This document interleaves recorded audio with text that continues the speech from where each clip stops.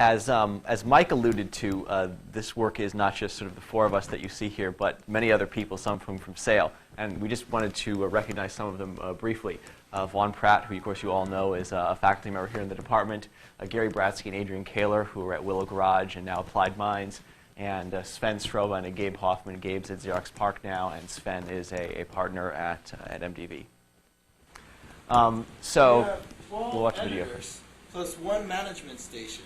So what you're seeing here is you're seeing a video of something done by one of our, maybe kill the audio. Thank you. A video from a technique used by one of our competitors, CMU, in the Grand Challenge. One of the things they did is they sent teams of grad students into the desert in the months ahead of the competition to drive as many roads as possible. And then when DARPA actually announced the real race route, the morning of the race, they tried to intersect the data they had collected with the actual race route, and then went into this trailer and annotated the route by hand to try and give the robot an advantage. So that wasn't really satisfying for us for many reasons. First of all, we only had the four of us, and us all sort of driving around collecting data. We wouldn't have gotten the actual car done.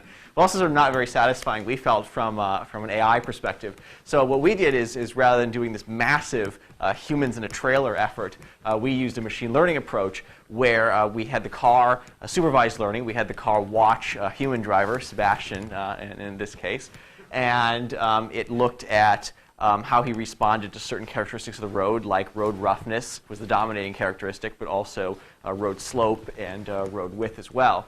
And it learned to select speeds similar to the ones that Sebastian selected when he drove. And so what you're seeing here is you're seeing a speed. Sebastian's selections are in yellow, and the selections of the machine learning are in purple. And you can see that although it's not perfect, it does a pretty good job of being able to match and predict the speeds that Sebastian would select. So we actually ran this during the race, and it allowed us to it adapted our speed, and here's sort of the effect of it during the race. The terrain at the bottom is DARPA provided, but rather inaccurate estimate of the elevation of the route, and the red blobs, ovals, what have you, on the top are the effect of the algorithm. The larger the blob, the more it slowed the vehicle down. And you can see that it sort of does the right thing. It's slower in the flats, and then in some of the more dangerous areas, like the infamous beer bottle pass, winding road at the end of the course where there was a big drop-off at the bottom.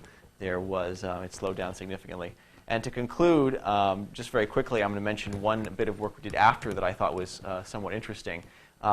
It's self-supervised learning, where the algorithm transfers knowledge between the haptic sensors, the force feedback sensors, and the laser scanners.